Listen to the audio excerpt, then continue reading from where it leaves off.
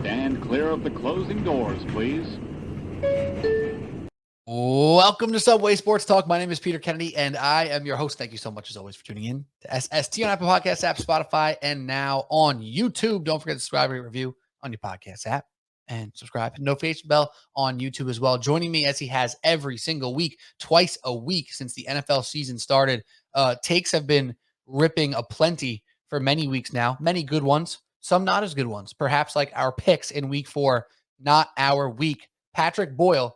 Always a pleasure, though, to have you back talking some football and sports. What's up, man? Yes, sir. What's up, Peter? You know what?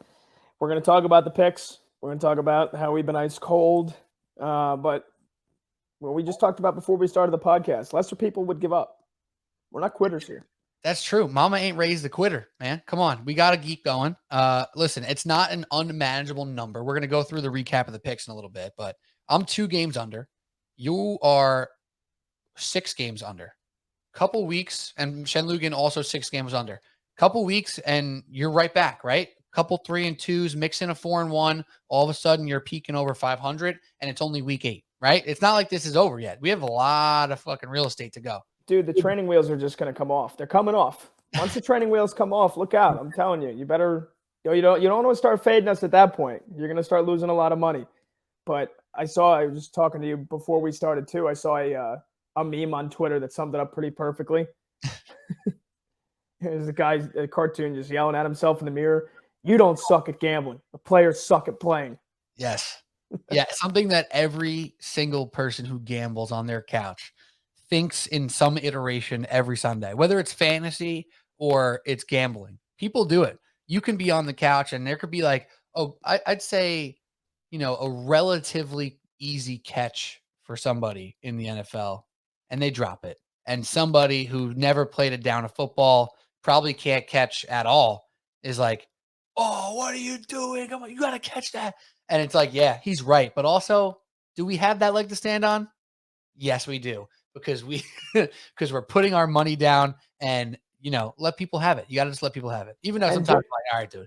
But it's pretty funny most of the time. And, dude, we've struggled, and we'll talk about that. But even like, on days where if I have a same game parlay or if I have, a couple of other picks that I throw in there that we don't give out on the pod, like even if I hit like 3 out of 4 on those and only get 1 wrong, I'm still pissed. I'm still pissed at the one I got wrong. And now, I don't know about you, but now too, with the pod picks and having them out publicly every week, which, I'm proud of us. Last year, every single week, didn't miss a week. We're out here, right? And we're back doing the same thing again this year. It's a big thing to be consistent. Just put it out there. Eat your losses, right? Like wear it. I care way more about my fake money 5-0, even though I do bet all the games I put on just for transparency's sake. I bet other stuff too. Even if I have a winning week overall from a dollar standpoint, I am so pissed about every pick I make on the pod, so much more than ones that I actually lose money on. I don't know if that's similar for you, but the pride hits right here on the pod picks every single week. Absolutely. I think it's the love for competition above anything else. Yeah. Not taking L's, man. I hate taking L's. And the irony of this competition and the fun that we have doing these picks is last week, for example, I went 4-1. The only one I posted on Instagram is the only loss, right? Now this week I went 1-4. The only one I posted on Instagram and TikTok is my only win. So I don't know if there's a trend there, but now if viewers are watching and they're saying, oh, he posted that on the gram, we're fading. I don't know. You know what I mean? Does the post come into play? Does that become a part of the trends here? I don't know. We'll have to wait and see what happens over time. If the pods on or the picks on the Instagram are the ones that hit or not. So we'll stay tuned with that. Obviously, week 5 picks coming later in the week. But for today's plan, we are obviously covering the NFL at large, talking about some of the stuff we saw in week 4, looking forward to week 5. We're going to do a little chat about some teams where, yes, it's week 4, but we have to make a decision if it's time to panic or if it's too early to panic, because there are a number of teams, some of which have good records, still need to be questioned about who they are and what they're going to become. And then we'll also preview week 5, as we always do, looking ahead to some of the games we're super excited for, as well as some of the lines that we're keeping an eye on. But first, Pat, we'd be, hard pressed to not bring up 2 pieces of New York sports here on a now Wednesday early in October. The Knicks preseason game happened, their first one. I'm kidding. That's not what we're talking about. Though I did watch a good chunk of it, and I was excited with what I saw. But the Mets are officially not the NL East champions. The Atlanta Braves take the division. The Mets held it for basically the entire season. And we could have a discussion in a minute on collapsing versus choking. Perhaps there's something there. Perhaps it doesn't matter. They didn't win the division. And then also Aaron Judge on Tuesday hits number 62 in Texas. Congratulations to Judge. We'll touch on that as well. But Pat, I do want to start quickly with the Mets and this division here. When you hear me intro that about collapsing versus choking, do you think anything specific? Does that send your emotions as a baseball fan and watcher, follower of all these New York teams in any direction? Because I think there's been a lot of conversation about it. If there is a difference, if it matters, what do you think now that it's official? The Mets are going to be in the wild card. Did they collapse? Did they just choke at the end? What happened with this Mets division run?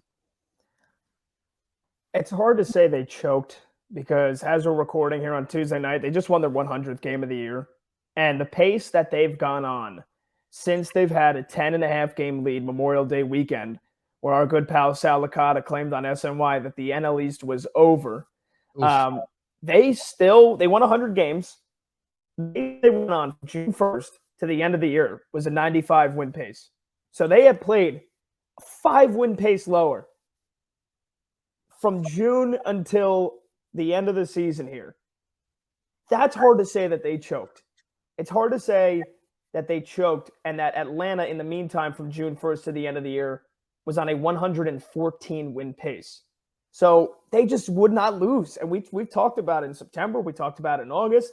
Hey, Mets are having trouble putting the Braves away. They don't lose. Could the Braves do this? And they finally do. That being said, you get swept by that team. The Mets get swept by the Braves last weekend. They needed one win, Pete. One win. And did the Mets choke in terms of the win-loss? Like I said, the pace they were on? Not necessarily. But when you look at their schedule, it was the weakest schedule in baseball, man, to finish the season. It was the weakest schedule. You can't go out there the way that the Mets did, and you can't get swept by the Cubs in your own building. You can't be dropping 2 out of 3 to Pittsburgh. You can't be struggling with the Washington Nationals, putting together 1 run each in back-to-back games on Labor Day weekend. So, I mean, I know it's, everybody wants to be on one side or the other, man. It's a little bit of both. It's hard to say they choked because they played so great for the entirety of the season, even when they had a 10.5 game lead all the way to the end. But at the same time, they lost a lot of games they should have won. And at the end of the day, they needed 1 win against the Braves. So that's why I feel, you take a sip, I taste both equally, man. I taste both 50%. Yeah, they choked, and yeah, they also didn't choke because they had a great year. It's really tough. And that's why I wanted to frame it that way. I'm trying to think of the proper analogy or, comparison, because it's not quite like a house of cards. People say like, oh, something's a house of cards. That would constitute just a full-blown collapse, right? Where it's something where you can knock something out, but the whole foundation doesn't fall over. That's the difference between a collapse and a choke for me. They didn't collapse because they didn't fall apart completely as a team. They choked because they lost some of the biggest games they needed to win. That's where it's different. That's where you said it's perfectly balanced. You taste both. You feel the pain of both of those different things. The pain of how did this happen to us? We won 100 freaking games and we didn't make the division, or we didn't win the division. That hurts in one way. Then the other thing that hurts is getting swept by the Cubs and knowing you should have won 2 of those games. Getting swept by the Braves when you really, really needed 1. So you're 100% right. It's the nuanced answer that's correct. It's not always the answer that gets the most people riled up or the biggest conversation, the most replies on Twitter, whatever. But that's not what we're trying to do here. We're trying to tell you how it is, how it feels. So it's exactly right what you said. And it's tough. How are you going to call this team bad, shitty, the worst, whatever, pathetic? You can't. You physically can't do it, especially Yankee fans out here trying to dig at the Mets now that they didn't win the division. Classic Mets, they don't hold on to the lead. This is very different. This is not when they blew that 9-game lead in a month and a half to the Phillies in, what was it, 08 or 07? I forget what it was now. 07. 07. that's not the same thing, and it's not even remotely close. Like you said, the Braves have been otherworldly, and to act like they haven't been is just being a jerk. And listen, Yankee fans are going to do it, and that's great. And when they lose now, it's going to make me want to dig at you even more when you go into the playoffs, where normally and personally on the inside, I do kind of root for the Yankees, but I won't let any Yankee fan who's giving me crap about the Mets giving up the division have any of that noticed by me. Like, they're not going to feel any of that from me. No, and look, I mean, does it seem like it's a really, really tall mountain to climb now? You got to play the Padres, who you've struggled against. You can't hit you, Darvish. So it seems like you're behind the 8 ball already. And the fact that you had Max and Jake going 1-2, Jake and Max, however they set it up, going 1-2, you felt so good about that no matter who you were playing until last weekend when all 3 of them, Max, Jake, and Bassett, all came up extremely small in the big moments against Atlanta. All got rocked, all got roughed up. I don't think any one of them made it more than 6. I think Max had the longest start, 5 2/3. I could be wrong. I don't think Jake went further than that. But dude, like, all 3 of them struggled. So now you don't feel super confident in terms of, just recency bias if it's Scherzer versus Darvish, because you haven't been able to hit Darvish, and Scherzer and Jake both came up short last start. And then even if you get past the Padres, it's Friday, Saturday, Sunday, and I believe then NLDS game 1 is Tuesday. You get a day off. If you're using Jake, Max, and Bassett, if you're lucky enough to win in 2, then Bassett goes game 1. But you're not going to get Jake and Max to pitch again game 3, 4, maybe, and that's against the Dodgers. Yeah. You're going to need a hell of an outing from either Cookie or Taijuan Walker to put you at a split with the Dodgers coming back to New York, and then you need your studs to ball out just to have a chance. So it feels like they're behind the 8 ball where, oppositely, man, they would have been getting the winner of it would be the Cardinals and the Phillies as of now. I would have felt a lot better about that matchup. So it just feels like they made things so much more difficult for themselves, man. It's tough to see, and it's got to be like the most depressing feeling going into the playoffs at 101 and 61 or 162. Feeling like you just lost the world. Yeah, like you're going in a 100-win season. Every single team in the league outside of possibly the Dodgers would be ecstatic with a 100-win season. Every team in the league. The Dodgers are the only team with a rightful gripe to say, whoa, 100 would be a little bit down for us, right? Like, they're the only team that could possibly say that, right? So it's a weird thing, but we shall see. In a weird way, you'd almost rather the series be longer, the wild card series, because then there's a little bit more built-in off time, even if you do sweep like a 3 out of 5 or something like that, or if you play 5, you do at least flip the rotation around, though it's more stressful on the players in general. It's tough, uphill battle. We've seen it happen before. It does not mean that they're done. It does not mean that they're fried. And the Yankees and the Mets could easily make it just as far as one another now in the playoffs, coming from their different spots. We've seen crazy things happen, and we've seen off time for teams throw them off a little bit, right? So having 5 days off for the first time since the All-Star break isn't always a home run for every single franchise.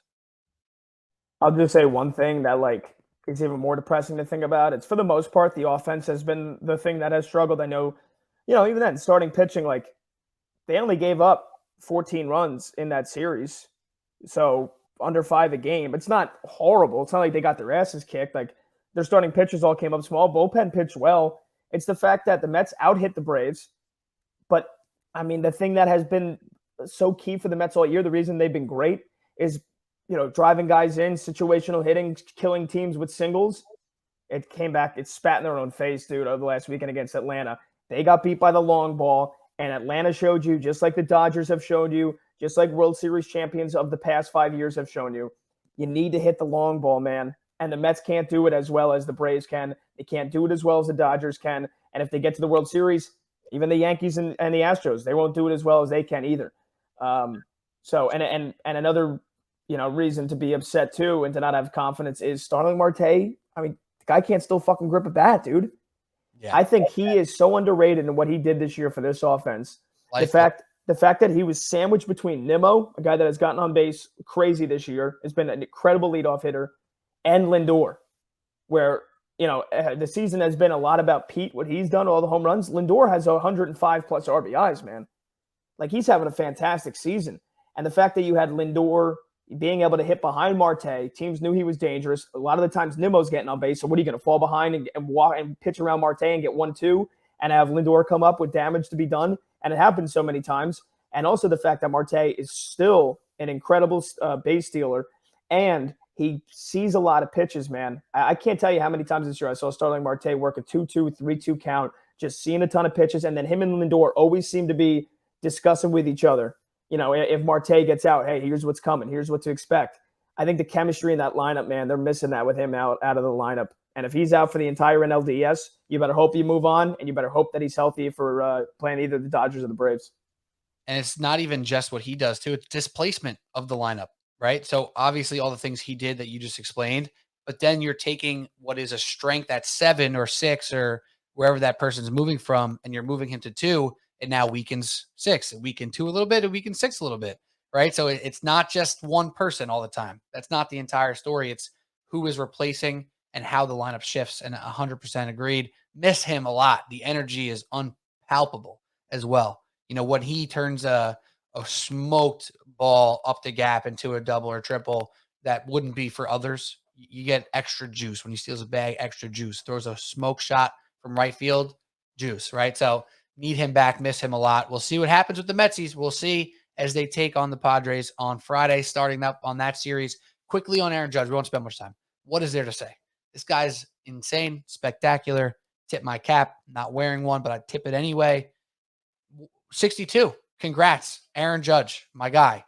Just keep going and do it in the playoffs, and you will be loved forever. And don't make the mistake of getting money somewhere else, unless you're going to the Dodgers, because then you probably win championships. You muted yourself. You did an unmute, mute, and I did a mute and an unmute. Yep. A lot of people think he's going to be a Met. Yeah, and that's mostly Mets fans just poking fun at Yankees, though. No, is it not? Because that's what dude. Would you be surprised if the Steinbrenners, if Hal Steinbrenner lowballs him again? Where you like, let's say you're Hal Steinbrenner, or let's say you're Pete Kennedy, and you're the owner of the Yankees, and you're not cheap. Even now, Aaron Judge, 32. What's the contract you think is a fair contract for him? Oh God. You know what? It's stupid, but he'll probably get 10 years anyway. Stupid. It's obviously stupid. And guess what? Doesn't matter. 10 years. What was Tatis's? 200 something? I believe Tatis's was 13 years, 300 million. 14 years, 340 million. Oh God. All right. So he'll be more of like 9 or 10 for like 250 plus. Something like that. That's it? More than that. 280. So like he'll be 31 by the time, well, he'll turn 31 next April. So basically by the time the season starts, he's 31. Oh, I thought he was going to be 32. Okay, so easily That's 10. my fault. I thought he was going to be 32. He's going to be 31. 32, 31, that makes a difference, even though it shouldn't. Still stupid. 10 years. I'll say 10, 300, I guess. 10, 300. Easily. I think his average annual value is a big thing. I think ultimately you could get him for 7. I think the Yankees could get him for 7. I think he's going to 35 or 36 annual, right? I think he's going to ask for 9, but I think the Yankees will settle on 7 because I think the average annual value is going to be 36 minimum. So isn't it so funny that that's like such a ginormous baseball contract? That's like the second highest paid player on an NBA team. Yeah, dude, the NBA contracts are absolutely filthy. Different conversation for a different day. So yeah, it's going to be huge. I'm not the most versed with contracts, so I was kind of spitballing there, but yeah, it's going to be insane. I think he's going to get 8 years, 280 million. So go back to your Steinbrenner versus Cohen thing. Well, yeah. So I mean, dude, we saw them give him, what was it, 7 years, 218 million before the season. I think that's got to be, if it's 7 years again, it's got to be 280, 285. Honestly, probably should be 300, dude. The season he has, but I understand he's going to be 31 by the time next year. Like, so I just think you're just saying that there's a possibility that when Judge wants 9 for X amount of dollars and the Yankees go 7 for close to the same amount, and Steve Cohen says, "I'll do 9, I'll do 10, I'll do 10, I'll do 9 years, and I'll give you $35 million a year for Judge." That's a $315 million contract. I mean, dude, like, would it surprise you if they threw a $350 million bag at him? It's hard for me to fathom the idea of the Yankees ownership and front office allowing the Mets to bully them. It's really hard to fathom as a Mets fan. I think Yankee fans are more scared of it. Mets fans, I'm telling you, we're saying it with false bravado. Even though we know Steve Cohen is that guy, it's hard to truly fathom. Not that Steve Cohen would offer, but that the Yankees would allow them to get away with it. But maybe this Yankees that we've seen for the last about 6, 7, 8 years now, maybe that's who they are. And maybe they allow themselves to get bullied because they know in 7 years it's going to look like they made the right decision. However, Mets fans will say, don't care about 7 years from now. We need one ever. Let's go. It's been a long damn time. Let's overpay. I don't care about 2032 right now, and I'm fine with that too, to be frank. Let's face that bridge when we get there. And do you think that Hal Steinbrenner might treat Aaron Judge as a one-off, where he still is cheap and he will be cheap relative to how much money they make, but maybe for Judge, because he knows he can't afford to lose Judge, that he'd overpay for only Judge, and then yes, he should. 100%. What are we? You know what I mean? What are we doing, Hal? Why would we not do that? He will be the captain of this team, whatever. The 7th, I don't know, the 9th, whatever the stupid low number is for Yankee captains. I don't really care about your history. 27, shut up, right? If Aaron Judge resigns for 8 years, 7 years, 10 years, 11, doesn't matter. He's the captain. Next year, a year after that, he is a historic player in your franchise. If you let him walk, your fans will hate you. I don't care if it works out. If you don't win a championship next 2 years after letting him walk, dead. Yankee fans are over it. They do not want to even remotely see that as a possibility. What do you think the minimum Judge takes to be a Yankee? Do you think he takes 8 years, 30? You know what? 8 years, $40 million, $320 million contract? I think if it gets to 40, that's pretty hardcore milestone, I feel like, for baseball annual value, right? So probably going to do the trick, but he seems like he's okay with making this uncomfortable. And I respect the hell out of him for that. And I hope Yankee fans respect him for that because he deserves it. My guy is having the best season in however, 80 years, 60 years, 40 years since Barry Bonds, whatever you want to say. It doesn't matter. It's incredible. He should be stingy or not stingy. He should be, stern with this. I don't know. I don't know what's going to happen. I think the Yankees would be absolutely dumb to let him walk no matter what it takes. I think he's okay with making it uncomfortable. And I do think Steve Cohen wants to make an FU offer to Judge, even if he doesn't take it. Well, I'll tell you this. Max Scherzer, richest average annual value, $43.3 million a year for the Mets. Okay. Mike Trout, 36.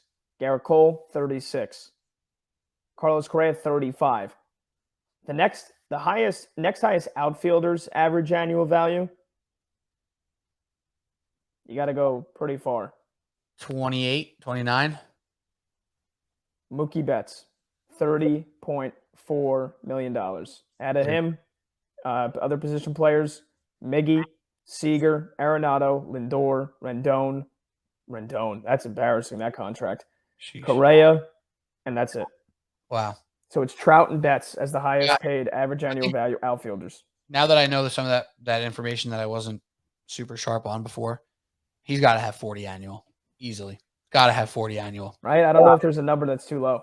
Yeah, it's got to have 40. All right, well, that's Judge talk. It was supposed to be all positive, talking about how great he is, but that's also the reality of the situation. And until we're talking about actual playoff series happening, that is the most interesting conversation around the Yankees. So we just had it. Hope you enjoyed. We're going to get into football now, though. Of course, football.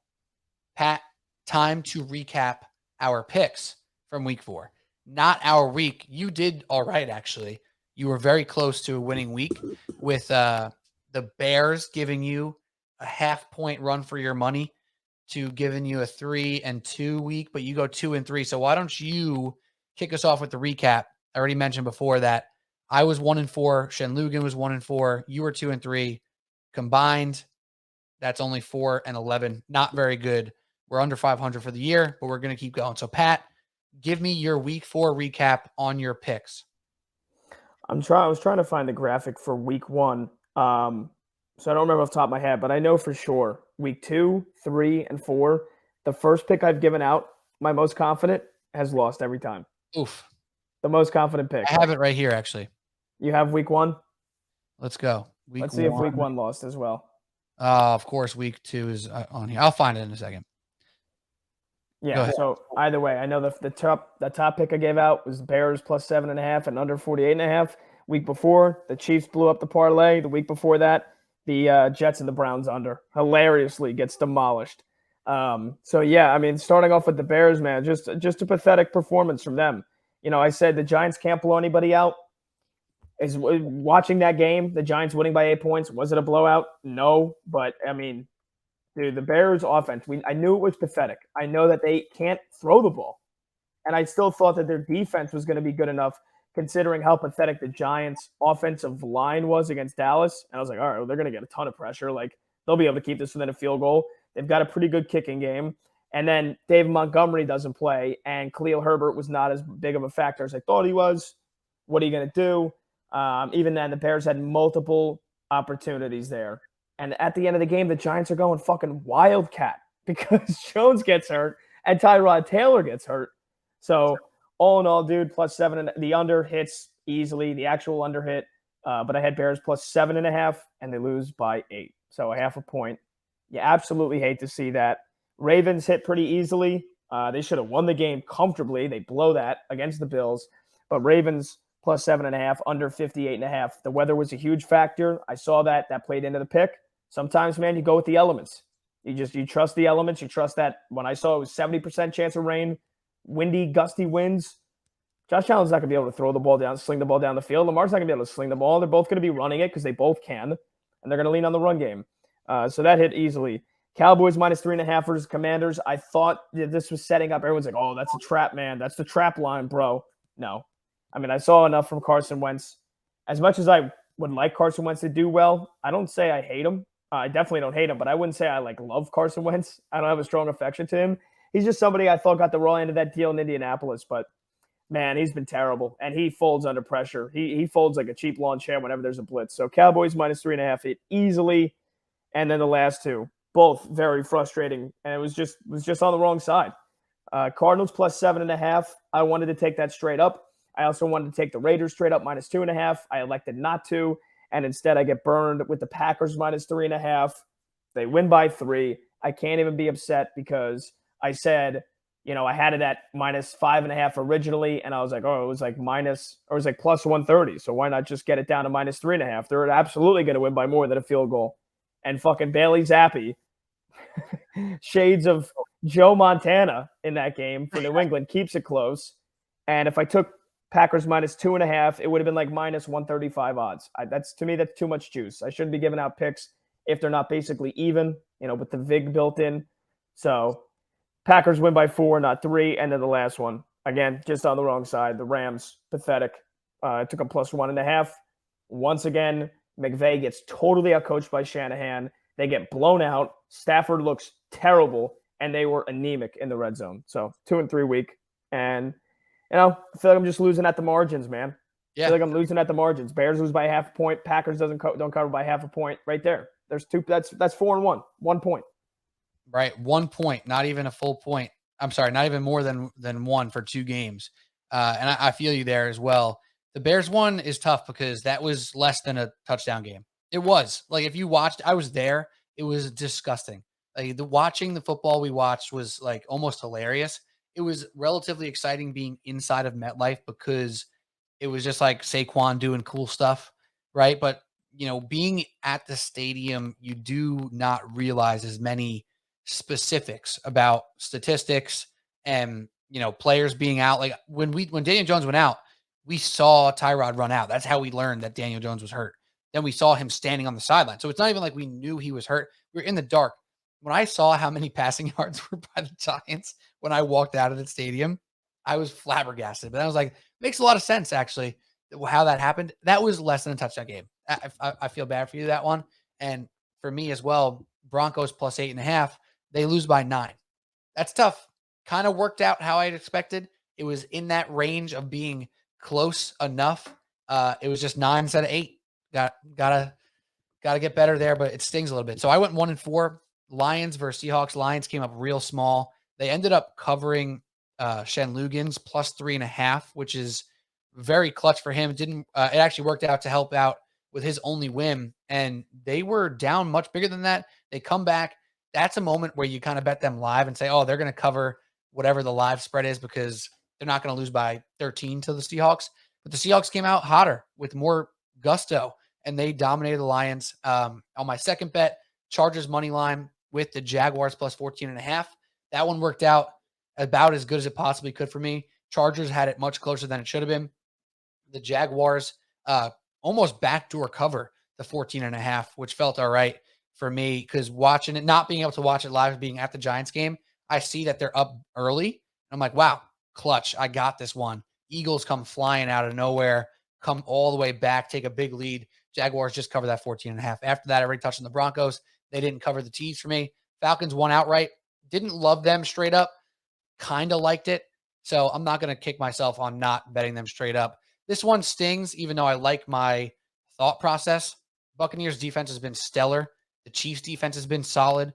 Neither of these offenses have been stellar. And the Chiefs almost hit this tease under by themselves. They had 41. So that under didn't stand a chance at Chiefs plus 7 and under 51. That one stung, but it is what it is. I bet the Chiefs straight on my own time, which worked out at least okay. It's a little bit of a hedge there. And then Panthers minus 1.5 versus the Cardinals. I knew this one when I gave the pick out, Pat, if you remember. I said this one's going to probably sting because it's going to be Kyler making plays for no reason because he's really talented, out making plays of the Cardinals. Of the Panthers, and that's exactly what happened. They just made more plays. They're not a better team.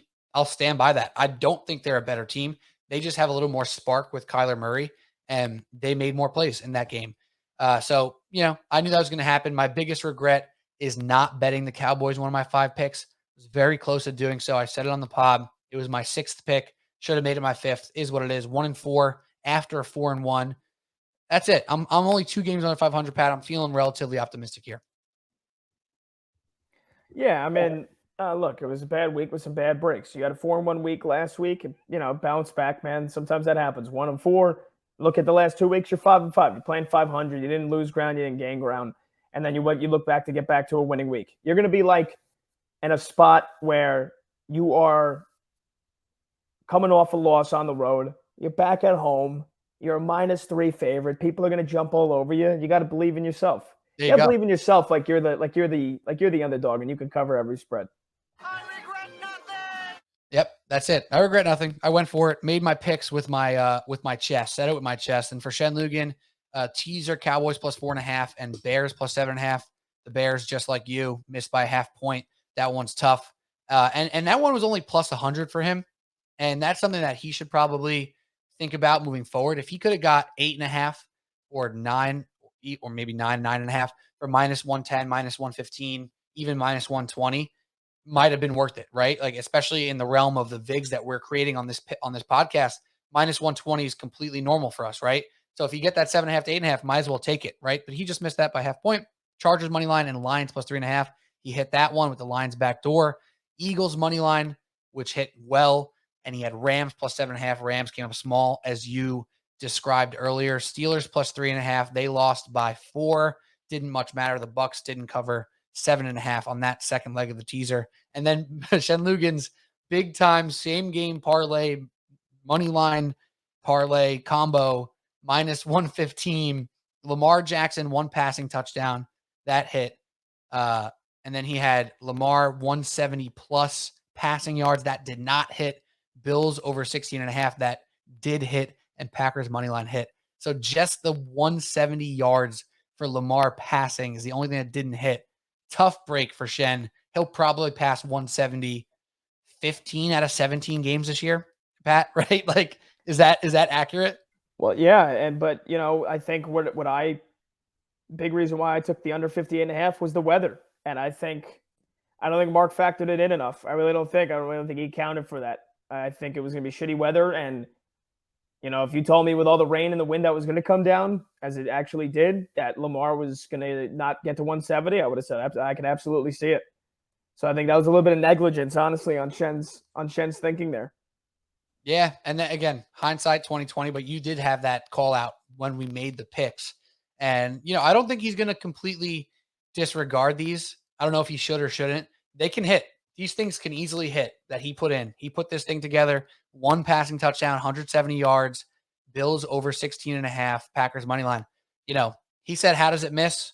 He said injury. It wasn't injury. It was just a game script that didn't call for Lamar passing a lot.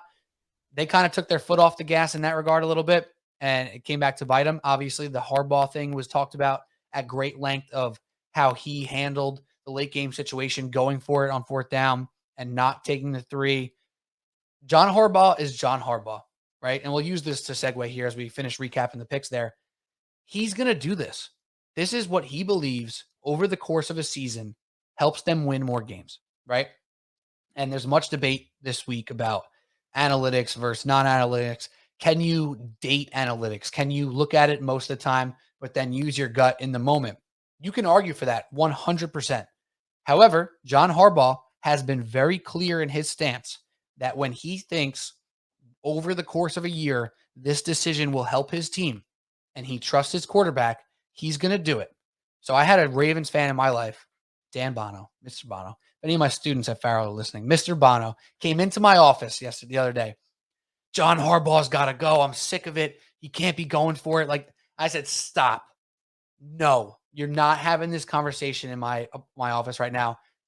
No, John Harbaugh is one of the best coaches in the NFL, consistently putting out winners, consistently getting the most out of teams that are banged up and shouldn't be competing. Lamar Jackson's having a fantastic year. Don't start with this Harbaugh can't do it stuff. I don't want to hear it. This is who he is. If you don't want to sign up for it, then don't root for his team. I want to root for his team. I do root for his team. I root for him more than my own team sometimes because they're actually fun and relevant. Yeah, they're frustrating sometimes too. Every team is. For every time that Harbaugh or another coach like him goes for it on 4th down and Lamar 1 in 100 throws a pick in that situation, there's 5 other coaches in the league losing games for being too tentative and too cautious. So I don't want to hear it, fans. You can't have it both ways. You can't sit here and say that, oh, this team is soft. They didn't go for it on 4th and 3. And then get mad at Harbaugh for trying to put his foot on somebody's throat in a game against the best team in the league. I don't want to hear it, Pat. Harbaugh for freaking president. You're muted. How does that happen again? I don't know how I muted myself twice now. Quick, I got quick on double tap. Trigger. Hey. I got the modded controller. Anyway, dude, I'm going to push back on you here with Harbaugh. When you're 20-20 and you've already blown a lead, they come out of that drive. They come out of the halftime break, and the first drive, they throw the ball 3 straight times and go 3 and out. How does that happen? How does that happen? Lamar goes to Bateman for no gain, and then he tries to hit Andrews, bad throw, and then he tries, I forget what the play was on 3rd and 15. It doesn't work. I think he spiked it into the ground. You're up 20-10. The conditions are not great. It's rainy and windy. Why are you coming out of the halftime break and throwing the ball 3 straight times after you false start? They false started on the first play coming out of the half. That was a mistake right there. Yeah. Run the ball. Run the ball. Your running back is healthy, finally. Your quarterback is the best running quarterback probably in the NFL. No disrespect to Daniel Jones with the 2 bootlegs. I mean, fucking genius. Fucking genius. If there is a prop next week, that's my top pick. Daniel Jones over 2.5 bootleg plays because it worked perfectly. It was a moronic defense from Chicago. And I don't know what Eberflus is more and more looking at me like he's going to be out of a job soon. And that might be another topic for us here later in this podcast. But, and then, dude, like even that, okay, you know what? They're not playing well. Buffalo's a great fucking team. You expect them to come back. They do. 20-20. You drive all the way down the field. You get all the way down, 1st and goal. It is a part of a 14-play, ultimately 93-yard drive. And you get 4th and goal at the 2. And after you just took off 10 minutes of the clock, and there is under 5 minutes to go, with the way that the weather was playing out, Allen's not going to be able to throw the ball 100%. With the way that you've already blown the lead, how the fuck, excuse my French, how the hell does John Harbaugh go for it on 4th and goal from the 2 and not just take the points and force Buffalo to actually score in return. To me, Pete, that was a terrible decision from John Harbaugh. He is a great head coach. I agree with the analytics. I like the aggressiveness a lot of the times. But, dude, when you've got a chance for points with under 5 minutes and your defense has played for the most part pretty well and it's crap weather, you got to take the points, dude. You got to take the points. That was a really, really poor decision from him, and it cost him that game. It most likely cost him that game. Most likely. And I agree with what your assessment was. The analytics debate is that when you kick that field goal, the win percentage of being up 3 in that position is 47% or something like that, like a pretty good percent, right? When you score a touchdown, it's like 70%.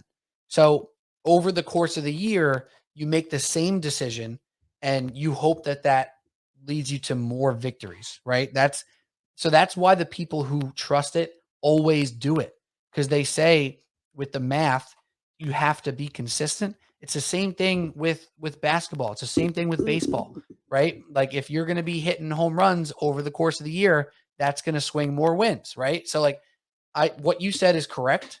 In that position, would I have kicked the field goal? Yes. But I'm not going to question John Harbaugh as the coach who always does that. He's consistent. This is not a out of the blue decision for him. This is not a coach that has been getting slammed in the media for being too conservative, saying, I got to change something up and I got to be aggressive here. It's not the case. So even though your assessment is 100% correct, I will stand with what I said. When you have a coach who's consistent, you got to ride with him consistently. So it's definitely a mixed bag because of your assessment being proper. But the assessment on John Harbaugh is he always does this. I understand. I just think that when you're going from an analytical standpoint, there's got to be a little bit of feel and a little bit of gut mixed in as well. You can't be purely reliant on analytics and the numbers and what the stats and the numbers and the percentages tell you. When did the analytics account for Baltimore blowing a 17-point lead, and that's why they need to go for it? Because this is the second time. And now, Pete, if we want to start this topic here, is it too early to panic? It's not too early to panic right now for Baltimore. I was up on them. I know you were super high on them as having a great year. I'm not so sure anymore. This is now 2 massive leads they've blown. 35-14 against Miami, 20-3 against Buffalo at home. And was it the coaching decisions in the first game against Miami? Probably not. More so just the defense totally letting them down. Injuries in the secondary. Tua and Tyreek and Jalen Waddle had a hell of a fourth quarter. All right, it happens once, fine. It can't happen twice. With the second collapse being because you had a chance to take points and you didn't. Now, again, Buffalo drove all the way down the field. They basically were like trying not to score before that game ended. And Baltimore, the Ravens players actually got in a huge fight on the sideline because of that. Some guys wanted, I forget, I didn't see who it was exactly. I know it was a couple of them pushing and shoving, but some of them wanted Buffalo to score. It's like, all right, they're just going to run the clock out. If not, let them score and see if we can score a touchdown. Some of them didn't. There was that one play too, or I think it was Singletary. They let him go at first, and then whoever came up from safety came and tackled him. And that was what the fight was started about. So could Buffalo have scored a touchdown anyway? Yeah, they could have. But at the same time, I think the pressure standpoint, the human element of Josh Allen basically playing with free money at that point. Hey, we just stopped them, and now all I have to do is basically go 50 yards instead of 100. Easy. Whereas he goes, shit, now I have to get to midfield. I have to make these throws. There's even that much more pressure because we're down. Yeah. I think that could have changed things. But I don't think it's too early to panic because, again, now this is twice that Baltimore has proven that they can't hold the lead. I thought that defense was going to take a huge step back, a huge step forward. It hasn't. They lost Kyle Fuller already, who was, a really nice slot nickel corner for them. Humphrey and Peters just have not played all that great, man. They have not played at the elite level that we're used to seeing them. Marcus Williams is not playing well at this free safety. And, I mean, really, it's kind of just been a total lack of production from what we're used to seeing from them in general. Then on offense, dude, like all the problems, all the concerns we've had about this offense for the last 3 years now, it's still the same. It is Lamar Jackson, one-trick pony to Mark Andrews. If not, Rashad Bateman has not proven that he's an elite number one. Devin Duvernay, we've been waiting for him to be a deep threat since he stepped into the league, and he still consistently isn't that for whatever reason. And the run game just isn't that strong outside of Lamar. So they're basically counting on him to do everything once again. That's part of the reason why I think he could still ultimately be the MVP, because without him, they'd be fucked. But they got a lot of problems, man. They got a lot of problems. And I thought the one thing that would be constant is John Harbaugh would be the steadying ship. I don't know, man. I thought that was a terrible decision, the way that game played out, to not take the points. And now they're 2-2, and you look at their schedule here, and it's not exactly easy. They got to play Cincinnati. You would think they beat the Giants.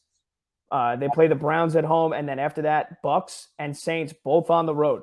Gets a little easier after that, but I mean, Yeah, dude, they should be 4-0 with how good they've looked, and they're 2-2.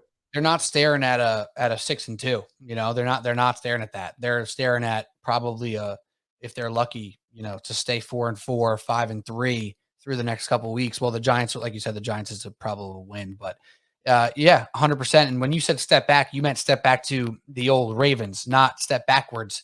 You meant towards their past great defense that we're used to.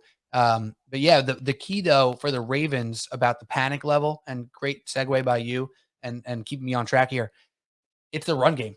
It's the run game. You know, Lamar is Lamar and is getting those yards as the running quarterback that he is.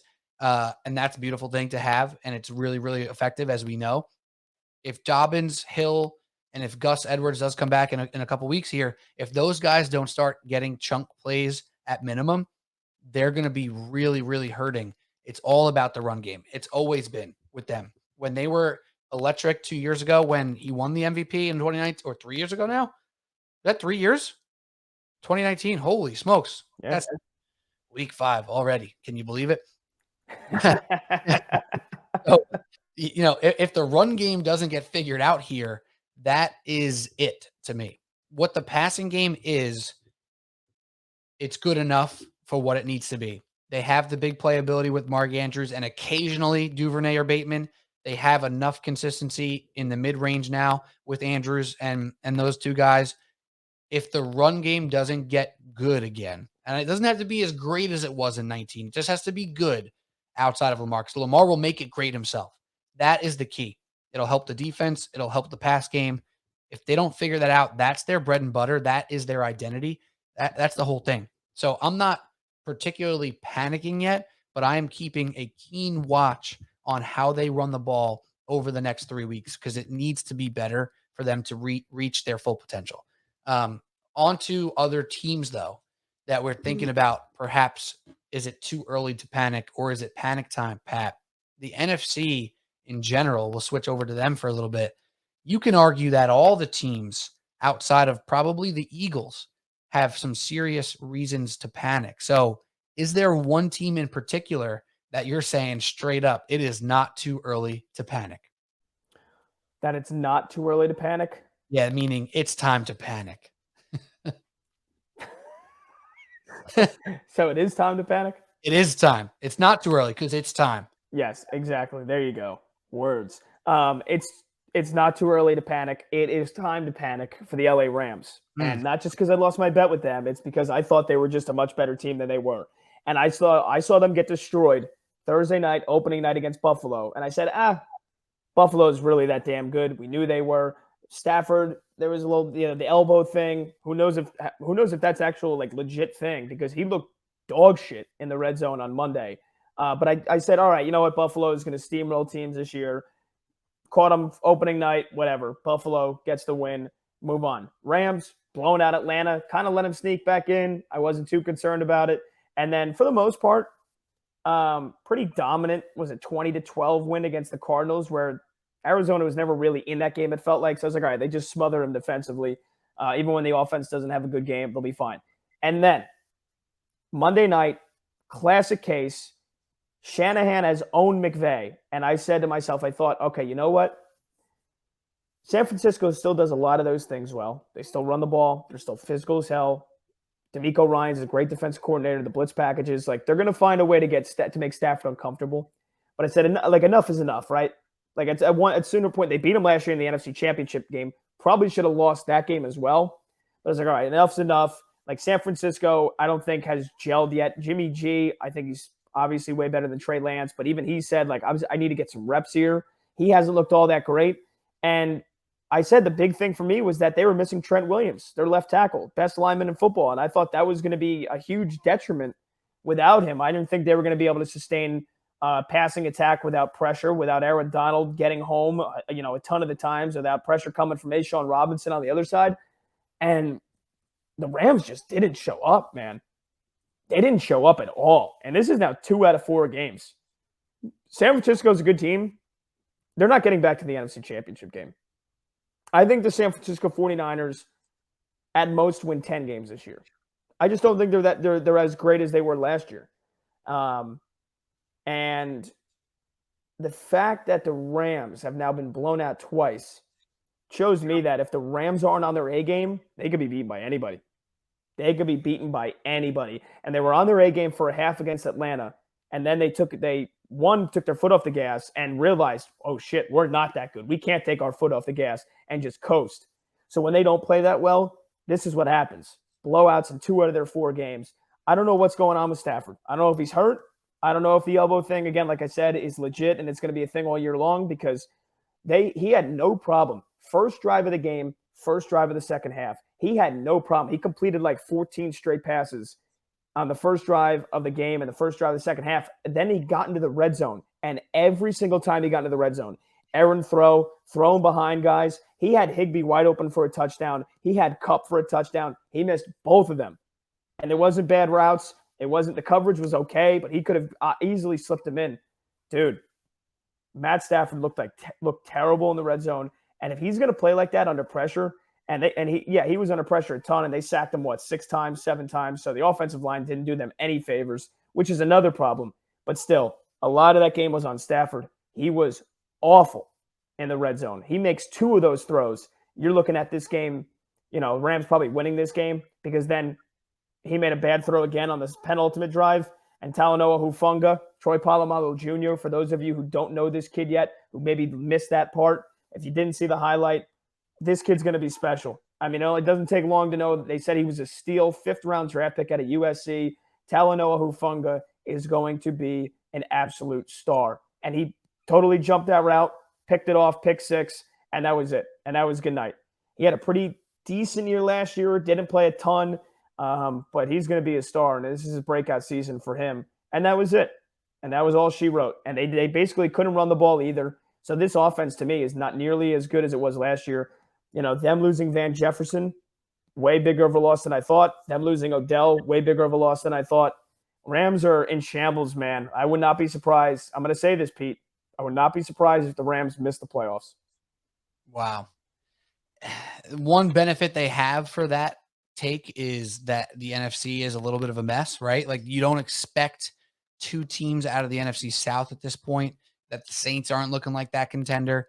You don't expect 2 teams out of the NFC East, though the Cowboys are making a run for being in that conversation. They probably should be in that conversation.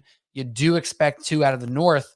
So it does make that conversation about, if the Niners do take a stronghold on that division, Rams or Cowboys, oh, guess what? Guess what, Pat? They play each other this week. Rams versus Cowboys, and that matchup is very interesting because we know what the Cowboys offense is right now. They're going to run the ball with Tony Pollard and Zeke. They're going to try to let Cooper Rush do a little bit, not a lot. They're probably not more than a 17 to 24 point team offensively. But with what their defense can do and what the struggles have been for the Rams, that's a type of game where you're questioning if the Rams can get to 24. And that's not a team we are used to with Matt Stafford at the helm, that they're going to not be able to get to 17 to 24 points. That's scary for them. And I agree 100%. Goes back to the run game as well. They were horrendous in the run game. They averaged 3.2 yards per carry this week, right? It's 7 carries for Henderson, 8 carries for Akers. They're not sure who their guy is. Akers didn't do anything again with those 8 carries. They need to be able to run the ball because so much of McVay's success is built off the play action. It's built off all that motion. It's built off establishing the run and sticking with it no matter what, whether they're, lighting it up or they're playing from a little bit behind. That's what they do. That's their identity, and they don't have that right now. So panic is definitely real for the Rams.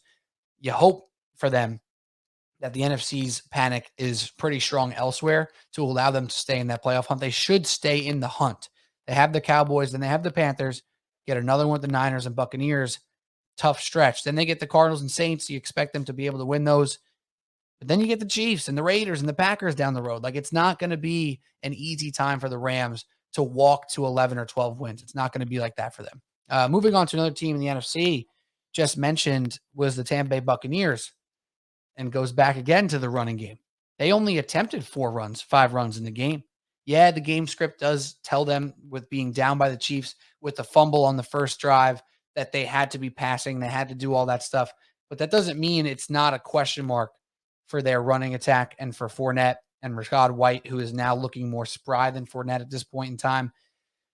If you're asking Brady to be the be-all, end-all for this offense, I think there's a lot of reason to at least be well aware of where the panic button is. That defense is very good, but they were just had big time by the Chiefs. So it's not like they're invincible, and it's not like they're a defense that's ready to carry against top-tier competition. I think they're going to crush bad teams defensively, but offensively, they have not really proven much so at all. So I think it's time to not hit the panic button on the Buccaneers, but be well aware where that button is and be ready to press it if a couple more weird losses come on their books. One thing I'll say about Brady, man, I mean, I can't believe I'm saying this. I really wonder if the Giselle shit is getting to him. I really wonder if that's playing. Can't be easy. What'd you say? It can't be easy on him. Like, for a guy who's always been so locked into football, this is clearly something that's happening to him right now. Clearly. When he got strip sacked by L'Jarius Sneed, I don't know if you saw it. They showed a replay. You could see him mouthing, "I don't know how I didn't see that coming." Or he basically said that to, I didn't see it coming. He was like astonished. It wasn't a blindside. L'Jarius Sneed comes right off the edge. Brady's dropping back. He just doesn't see Sneed coming right at him. Strips him, knocks him over. Brady got a little rattled after that play. And that was right after the Bucs stopped the Chiefs, turned them over on downs when there was 21-10. And the next play, they give it right back. Tom Brady and Tirico and Collinsworth were saying, they're like, that is, Brady usually sees that. He usually has that sixth sense. He didn't. And that was really, really surprising for me to see Brady get strip sacked the way he did by L'Jarius Sneed coming off the edge, as if it was some exotic blitz. I mean, I'm pretty sure Sneed showed it. Like, he didn't run up and time the snap. He showed it. Brady didn't pick it up. That's not something that happens to Brady. So I'm wondering if he's losing a little something. And I know that's kind of hard to say in a game where he puts up 385 yards and 3 touchdowns, right? Like, for the most part, he slung the pill just as well as he always does. But it's little things like that. If Tampa Bay, who we thought their defense was unbeatable, Pat Mahomes, even without Tyreek Hill, the Chiefs showed up, man, that was a fucking statement win. They showed you with Mahomes and Andy Reid, you could take away Tyreek Hill. We still got Kelsey. Juju Smith-Schuster and Marquez Valdez-Scantling are going to do what they're supposed to do in this system, and they can run the ball now. Isaiah Pacheco, dude, I saw what's his name tweet out. He runs like it's going to be his last run every single time. Rutgers kid, I love to see that. If they run the ball like that, that kept Tampa Bay honest. That kept them forcing them to put 6-7 guys in that box, and that allowed them, when Kansas City had a balanced offense and was throwing the ball, they were picking them apart. So if Tampa Bay's defense goes up against an offense like that in the postseason and they need to rely on Brady and the offense to keep up, can they do it? Maybe. Possibly. Maybe not. Right. I think there's a lot of concerns, too, with their wide receiving core. Evans, for the most part, if he's healthy, he's going to be great. But Godwin, he looked a little banged up again. Julio Jones, I thought he was going to be a big pickup for them, maybe in the postseason with the experience, but so far he hasn't. Now they lose Cameron Brate to a concussion. I mean, dude, they're losing guys left and right here. And that offensive line, it's not that great anymore. It's not that great. And they're dealing with injuries on the offensive line too. So 100%, he can do it. They might do it. I don't think you want to rely on it for the entire season. All right, last team to mention here for me, at least. If you have another one, feel free to bring it up. The Chargers. We talked about them last week. I don't even want to say hit the panic button. I think I hit it on the Chargers last week. And I know they're coming off a win, obviously, here, but I hit the panic button a little bit on them last week. I'm curious where it goes from here. I don't think it's easy to see this team being dominant this year. And I don't know if that means panic. I don't know if that means we just thought too highly of them.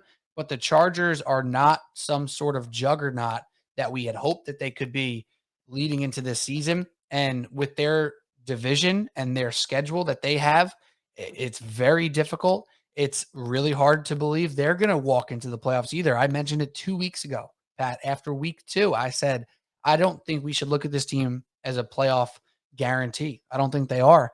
And you just look through their schedule. They have the Browns, who are not going to be an easy win for them. The Broncos, Seahawks, Falcons, you expect them to take 2 or 3 at least there.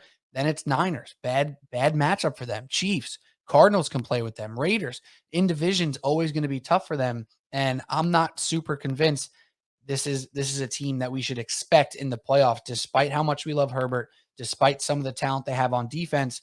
There just doesn't seem to be an identity there. And that is what really scares me. I don't know if it's a coaching thing. I don't know if it's just something that hasn't clicked yet with Herbert. It doesn't seem like that, but there's no true identity. There's nothing that I can feel super confident in going into a Chargers game that this is definitely going to happen for this receiver or this running back or this defensive player. Even some of their defensive studs haven't been consistently wowing us. So I'm just waiting to see the Chargers be who so many people thought they were. I think I hit the panic button 2 weeks ago, but I guess I'll keep hitting it. Who are they? Who are the Chargers right now, Pat? Feels like a team that can beat anybody, but can also lose to a lot of teams on any given Sunday. One more for me, real quick. Team that I feel like it's we've been panicking. We've been hitting the panic button on everybody so far in this segment. I'm going to flip it the other way. One team that it's not too early to panic, I think they're going to be fine, is the Green Bay Packers. 3-1 seems like an auspicious 3-1 start. They barely beat Bailey Zappi and the Patriots.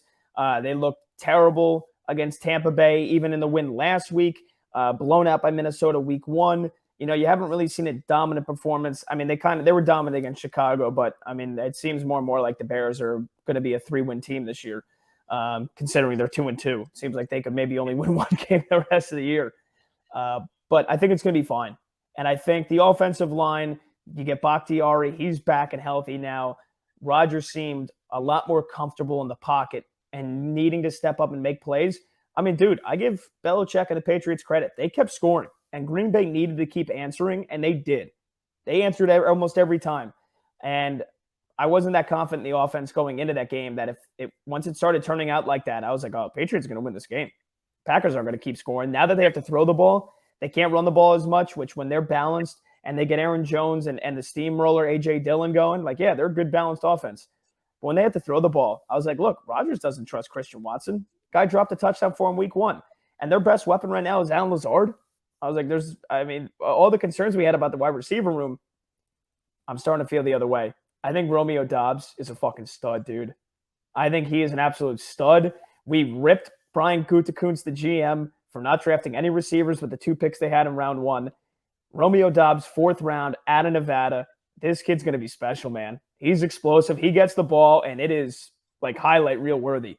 He's now gotten his last 2 weeks, 13 catches, 120 yards, 2 touchdowns in the last 2 weeks combined. And his worst performance was 2 catches for 27 against Chicago, where they didn't even really need him. He has contributed in just basically every game. So I think Dobbs could be really something special, man, by the end of the season. Lazard, he's stepping up. He's being the number 1 guy they need him to be. That long fly route that Rodgers hit him with down the sidelines on one of those last drives was huge. He finishes for 6 for 116. The only game so far that he's played in that he hasn't scored. He's looking like he's not a legit number 1 weapon in my mind, but he's stepping up in the role he needs to be. And even Christian Watson, right? I mean, it was like, all right, you fucking jerk off. You're not going to catch the ball. We're going to find other ways to get you involved. The jet sweep, he goes for 15 yards and a touchdown. Okay, there's another weapon that Matt LaFleur has when, coming out of the gate there. You start running jet sweeps with Christian Watson out of the slot, maybe you got another weapon. I want to see more out of Robert Tonyan. I thought he was great 2 years ago, and I was like, this guy's going to be a top 5 fantasy tight end. He has not been that since. Man, who knows? Maybe still time for him to turn around. But I think Aaron Rodgers, classic RELAX, relax. He's getting the chemistry that he needed to with these young guys. It wasn't going to happen in a shortened preseason, where I think that this year we saw it more than most. Like, these guys don't give a shit about the preseason anymore. So weeks 1, 2, 3, there's going to be a learning curve. And the good quarterbacks and the good teams, for the most part, I think will figure it out. And I think Rodgers is proving it to us once again, man. I think this defense, if Jair Alexander can stay healthy, I mean, he's still a top 10 lockdown corner in my mind. So I think this team is going to be fine. I still think the Packers are a top 3 team in the NFC, and we'll see what happens when they get to the postseason because that's where they always choke. But they're going to be a 12-win team. Yeah, and they're going to be 6-1 because they're playing the Giants, Jets, and Commanders in the next 3 weeks. So they're going to be 6-1, barring tragedy, losing to the Giants, Jets, or Commanders, going into the game against the Bills on October 30th. They'll probably be 6-1. I could not agree more about Romeo Dobbs. He looks great. He had the fumble, which is like whatever. They got the win. It's okay. He looks really, really good. I'm so with you. I think by the end of the year, we can look at him as the number 1 over Lazard, and Lazard looks pretty good. I think he has been better than we all even thought was, and it's not from a number standpoint. It's from a look. It's an eye test thing with him because it's not like he's blown away statistically right now. But from an eye test standpoint, he looks like that guy who can always be there for Aaron Rodgers, and I think he'll continue to do so. Dobbs looks fantastic. I'm not convinced that they're a shoo-in for the division, but I do think if you're going through the NFC divisions, that's the only one, the North, where I feel confident about 2 playoff teams. It's the only one where I feel very confident about that. I think the Vikings can be a tragedy any given week, but I do think they're good enough to win most games. So I think they're both going to be easily in that 11 to 12 win range. Whoever comes out with the extra one, the Vikings already got one head-to-head, which could come back as valuable there. They don't play each other again until week 17, second to last week of the year. And the Vikings have the Bears, Dolphins, Cardinals, Commanders. So, they got some winnable games in the next couple weeks as well. All right, Pat, let's do quickly here our next segment that I forgot to mention in our plans earlier. And let's just talk about some teams with coaches who we think are going to be eating comfortably on Thanksgiving. And it's not because they don't have a game, Pat, but it's because we think the coach might get fired before Thanksgiving. So which coach to you is on the short list or maybe a long list of coaches who won't make it to Thanksgiving? I'm going to start with, I don't want to throw an easy one out there because I feel like there's 2 easy ones right off the bat. I'm going to throw out one that I mentioned him before when I kind of teased this topic. And I think it would be a shock to fire him in year 1 before Thanksgiving, but a coach that I don't think is going to last long. And that's Matt Eberflus, right? You're a defensive guy. You gotta have a better defensive squad than the Chicago Bears have, right? Like we all talk about how they can't throw the ball and how Fields sucks and it's all about the offense. Their defense isn't that good. Defense is not very good. The San Francisco game in the monsoon, I'm not counting that. Trey Lance at quarterback too. They gave up 27 to Green Bay when I still think the Packers were still settling in. They didn't look that good yet. They gave up 20 to Houston in that win last week. Okay, they gave up 20 in the loss to the Giants. Like this defense I thought was going to be better. I thought they were going to hang their hats on having a tremendous defense. And I think at too many times they give up points where, yeah, their offense is terrible, but they need to be better. So that's thing number 1. Like this Bears defense I think is good enough to be only giving up about 16, 17 points a game, at least so far in the 3 out of the 4 opponents they've played. San Francisco in the rain, Houston, Giants. And then the second thing is somebody's got to get Justin Fields right. Somebody's got to get Justin Fields right, or they've got to draft another quarterback. And maybe I should be talking about in terms of somebody losing their jobs. Maybe it's the GM of the Bears, Ryan Poles. I know a lot of people like him. I mean, look, they're cutting bait like big time.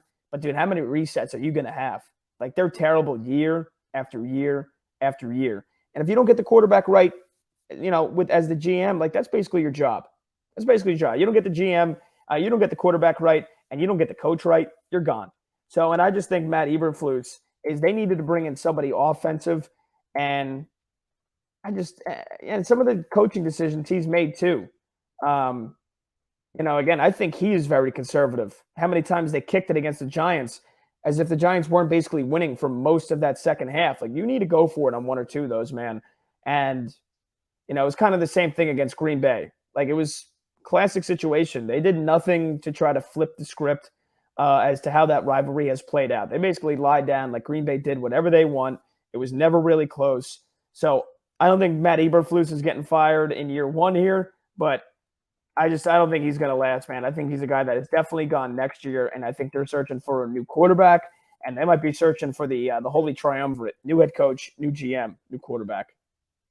Easily possible, and it sucks for the Bears, man.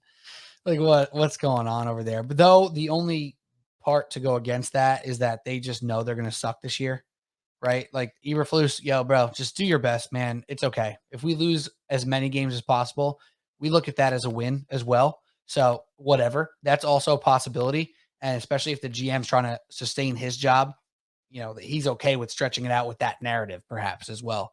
I'm going to go with one of the obvious ones, I think. I'm just going to talk about Matt Rule here and the Carolina Panthers. This is not an untalented team. I don't think this team sucks. I don't think they have a lack of weapons to score. That's one. I don't think the quarterback is dog shit. That's two. I don't think the defense is bad. Yet they've done nothing special this entire year. There hasn't even been more than a quarter where you're like, oh, this team is starting to figure something out, right? So if there's definitely a route for the Panthers to get on a better track here and play more competitive football, and Baker to finally eclipse 200 yards or 250 yards once this season, like that's possible, but it's also extremely possible for this team to be 2-9. And if that's the case, I think the Panthers cut bait mid-season and they say he wasn't going to make it back. Let's rip the Band-Aid off, get a new voice in to see if we can salvage anything with Baker here. Just give Baker the full leash and reevaluate after the year. I think it's probably the most likely for him to go out of any of the coaches, and it's probably one of the layups you were talking about. It's just tough to watch a team with playmakers, seemingly a decent quarterback, and a defense that doesn't suck, just be pathetic every week. So Matt Rule is probably number one on my list, and I assume he might be pretty close to it on yours too. Yeah, and that's we didn't pre-plan this segment about who we were going to talk about. We just talked about how we wanted to bring it up. So I'm glad you went with Rule. That's exactly who I thought you were going to go with. I think he is suspect candidate number one. But I wanted to give out Eberflus first so that you would hopefully take Rule. So that's me and Pete. That's me peeling back the curtain there, because the guy I wanted to give out is Frank Reich. Yeah. And I wouldn't be surprised if Frank Reich is fired by Thanksgiving, man. They're just not a good team. They're not disciplined. They take way more penalties than they should. But the notion, again, that the scapegoat last year was Carson Wentz. And, hey, look, is Carson Wentz terrible again this year? Yes. Is Ron Rivera maybe the other head coach we should be talking about in terms of being on the hot seat? Yes. However, they ditched him. Frank Reich, Jim Irsay said, all right, Frank, you're not the guy. We're going to get rid of the quarterback. We're going to get you Matt Ryan. Not working out either. Matt Ryan looks older now than he ever has before. And this offensive line was supposed to be great. Quentin Nelson, Ryan Kelly, a couple guys coming back. They have been terrible. I don't know what it is about I don't know why the offensive line that was good last year can't be good this year. But, dude, they're having trouble running the ball with Jonathan Taylor. And I know Jonathan Taylor picked up an ankle injury, and he's he was non-participant at practice yesterday going into Thursday's game. Don't know if he's going to play.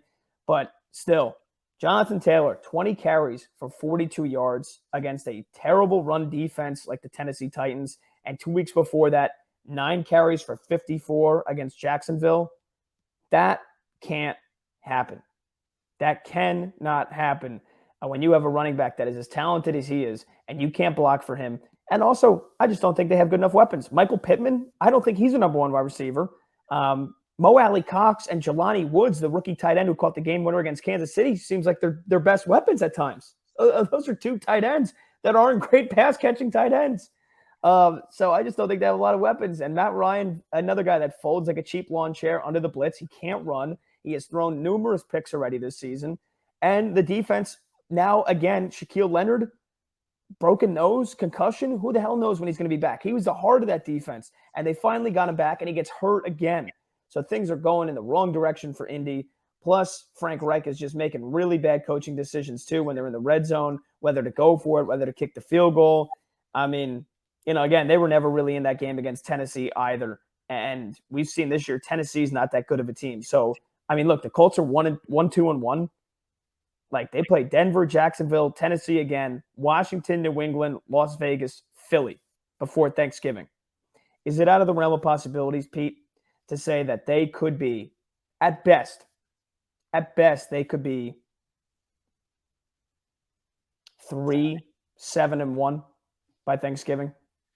It's definitely possible. 100% possible. It's those margin games that's going to save his job. If he loses to the higher end teams in the league, it is what it is. If he loses to Washington, no, that's not going to cut it. See you later.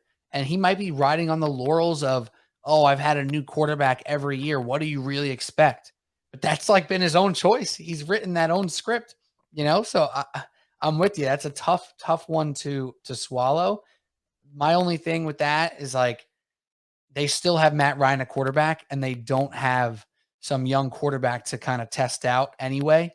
So what's the point of just blowing it up? Might as well just ride it out. But the schedule is not easy. I don't expect them to make much bigger strides. I think the Jaguars are a much bigger contender in that division. I think the Titans are a much bigger contender in that division. You think back a week ago when we're doing this podcast and we're talking after they beat the Chiefs, oh, maybe the Colts are going to get on the right track.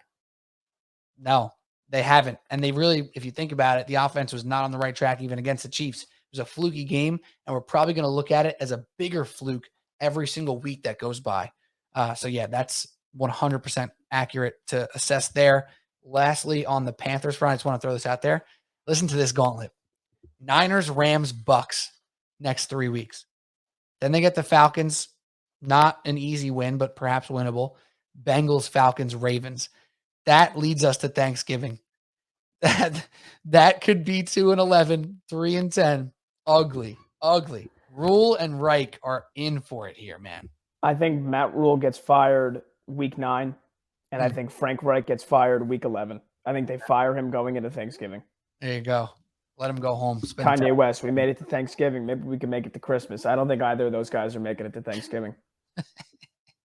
There we go. All right, let's quickly run through the slate here for week 5, Pat, and just call out a couple games. But let's start with the Thursday night action as we always do. That includes the Indianapolis Colts. We didn't talk about the Broncos and Nathaniel Hackett being on the firing list. It, again, doesn't really make sense being his first year, being Russell Wilson is the quarterback. There's no rebuild. So what's the point, right? So he won't get fired most likely, though it's possible. It's possible. But anyways, Colts at Broncos Thursday night. Broncos open as a 3-point favorite. Do you have a lean? Do you have anything you're looking forward to in this matchup here? I mean, honestly, I don't. I think the line's probably at what it should be. Broncos get the home field advantage, 3-point spread. They're coming off a loss. Yeah, the Colts are coming off a loss as well. But, I mean, again, they look so terrible against Tennessee. They've looked terrible in 3 out of the 4 games. Whereas Denver, even as bad as they've played, at 2-2, they're undefeated at home. And that week 1 loss at Seattle, lose by a point. And again, Las Vegas, desperation mode. They were 0-3. You figured, and I don't think those terms get thrown around lightly. Like a team is 0-3. Ask anybody that's played football. Ask anybody that's coached football. If we ask Coach Rock, hey, Coach, you're 0-3. You're going up against a team that's 2-1. You're at home. Are you telling me your team doesn't have a little bit more of an edge because they're 0-3 and you're desperate to get that first win? I think that's an actual thing. So I think that was a thing against them playing at Las Vegas. But now they're coming off a loss, coming back home, short rest. We'll see how Russ looks. Apparently he's got a little bit of a shoulder problem. He says he's fine. The big loss for Denver is obviously Javonte Williams out for the year, torn ACL, LCL. That's huge for them because Melvin Gordon hasn't been able to run the football without fumbling it. He fumbles it every time he touches the rock. So they have virtually now 0 run game. Russ is apparently a little bit banged up. Indianapolis has looked as bad as they have. To me, I'm probably going to end up betting it. Probably going to put a little small parlay. But I think this game is not worth throwing your money on at all. I think you have 2 teams that have underperformed. You have no idea what the status of Russell Wilson is. And again, Jonathan Taylor's a little banged up too. Like the best players on each offense their health is in question and you're not certain about it. I wouldn't bet it. When you have 2 teams and the better question is who's going to lose this game, not who's going to win this game, that's the telltale sign of don't bet it too seriously, right? We all know with standalone games on Thursday night, Sunday night, Monday night, anybody who's as big an NFL fan and big as a gambling fan as you and I, we're going to sprinkle some sort of action. It might be 4 different $5 bets on first touchdown. It might be a stupid same game parlay. It might be a smart same game parlay. It might be a regular spread. We're probably going to put something on the standalone games. That's what life is right now as an NFL fan. But to have any confidence in either of these two teams after the conversations we just had is impossible, right? You can pretend that you think someone's going to turn it around, that someone's going to get right in this spot. But with two defenses that are decent to good and two offenses that cannot find their footing with more injuries and more question marks, what the hell is going to happen in this game? It's over under 43, which is very low. I mean, we're talking about Matt Ryan and I was about to say Westbrook, Russell Wilson here, and that's the over under 43. That's low, right? But why would you trust either of these two offenses?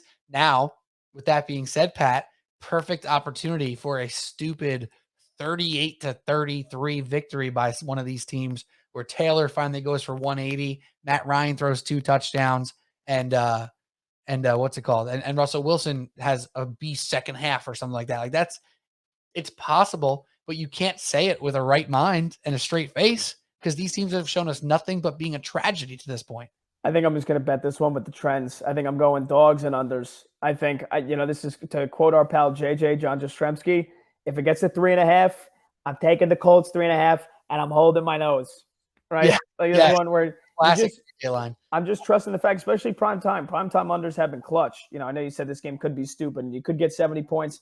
I don't see it. And I don't see how Denver without Javonte Williams and they can't trust Melvin Gordon. I mean, is Mike Boone and Latavius Murray going to run the ball for them? Russ hasn't been able to connect with Cortland Sutton and Jerry Jeudy consistently this entire season.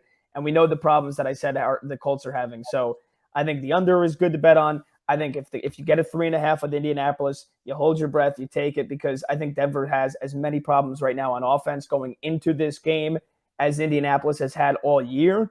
And this is just bound to be a field goal game. I feel like this is bound where, like you said, who's going to lose this game? And I don't think either team is going to win it. And usually when that's the case, you get a close game.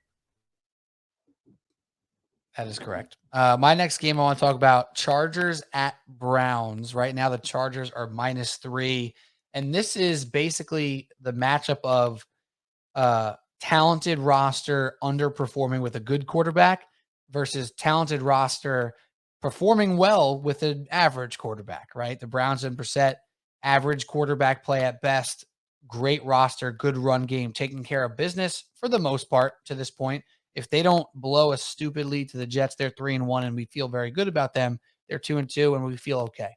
That game is interesting in the 1:00 slate to me because right now it's Chargers -3. And I think if you asked before the season, and I would love to see if you can find week 5 lines, 2 months ago, 3 months ago, out of the season, what the Chargers would have been favored at that point.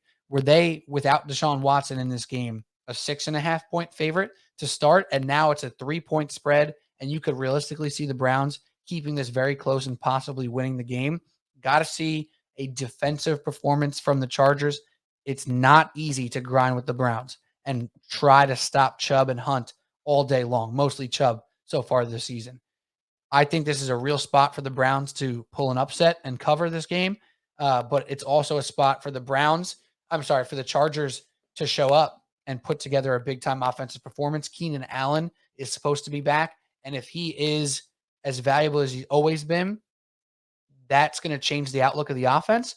So interested to see if the Chargers put together a full performance, good offense, good defense, good coaching down the stretch, because right now I don't trust them, and I do trust the Browns to play competent football with a talented roster. So I think that's not a gimme. It's one I'm probably going to stay away from a gambling perspective, but I'm really interested to see how the Chargers deal with some smack-in-your-face football out of the Browns.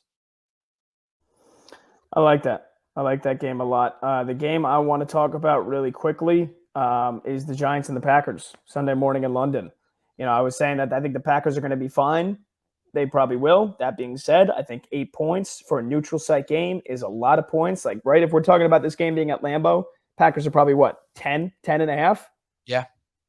And would you be thinking that that's a lot of points? No. Really? No, I don't think the Giants can score, but maybe the Packers can't either. So maybe it is a lot. Well, yeah. I mean, again, I think at the end of the year that Rodgers and Romeo Dobbs and the connection that he continues to build with Lazard as the number one guy, I think it's only going to get better. But right now, I think there's still some flaws there. And I mean, again, I don't think what New England did against them last week was totally a fluke. The Packers can be run on. What's the Giants' strength? The run game. So if Saquon runs like he has all year, which unless he gets hurt, there's no reason to think he can't, they're going to be able to run on the Packers, and that'll set up a little bit of play action. The Giants can't throw the ball, but it sets up, they'll get creative. They'll get creative with some play action screens. They'll get Richie James involved a little bit. They'll get some screens going to Saquon. Daniel Bellinger as the tight end, they're having a little bit of success throwing the ball with him. But the thing is, they can run the ball. And if they stick to the run, which they should be able to, New England stuck to the run, and they were grinding out yards with Harris and Ramondre Stevenson against Green Bay in Lambeau with a third-string quarterback. The Giants can do that as well. And then the Packers want to run the ball as well, and the Giants can be run on. But I think so far, I think Wink is going to, they're going to do shell zone defense, and they're going to line up some blitzes if they get third and long. And I think for the most part, Aaron's not going to throw for 250 yards. He might only throw for 215 or 220. I think the Giants are going to limit them. And I think the Packers and Matt LaFleur, they are comfortable with winning ugly.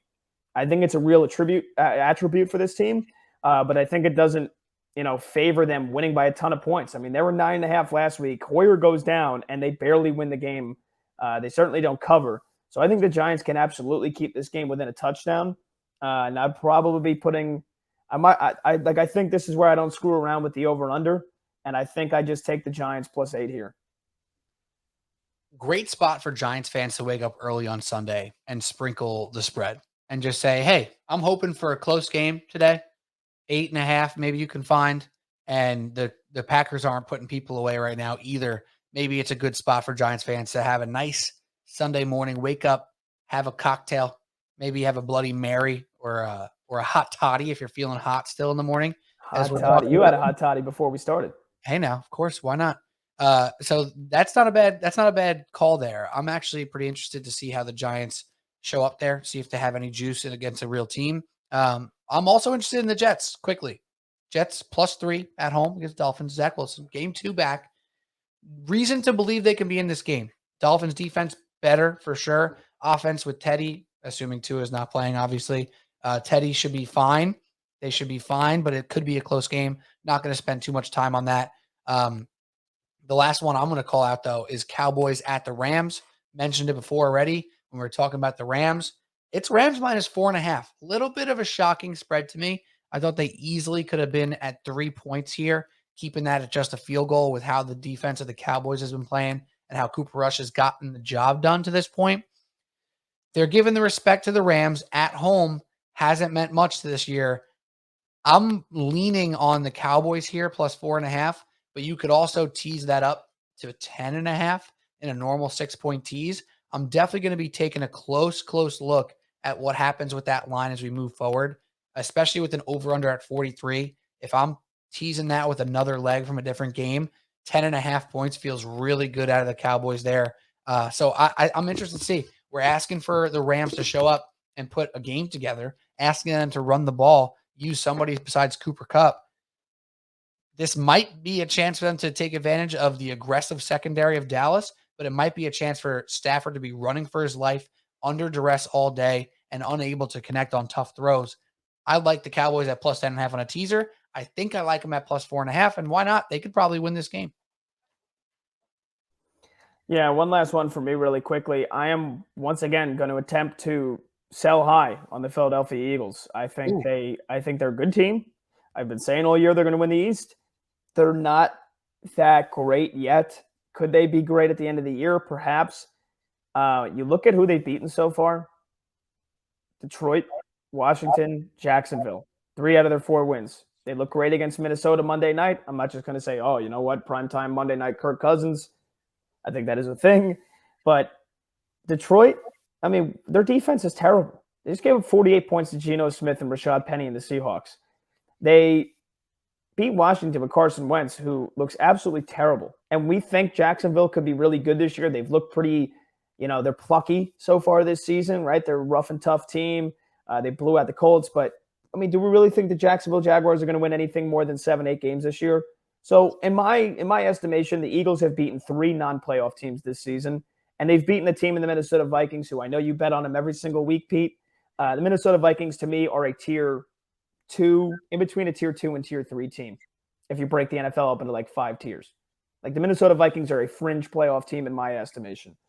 So I think this is a great sell high spot for the Cardinals, who their 2 losses are to the Rams and the Chiefs. And I know I've been going on about all the problems that the Rams are having.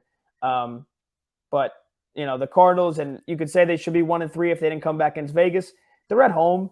And I think Kyler Murray is starting to get a little settled in with not having DeAndre Hopkins to rescue him. I think Hollywood Brown stepped up in a big way last week against Carolina. He had a huge game, 6 for 88 and a touchdown.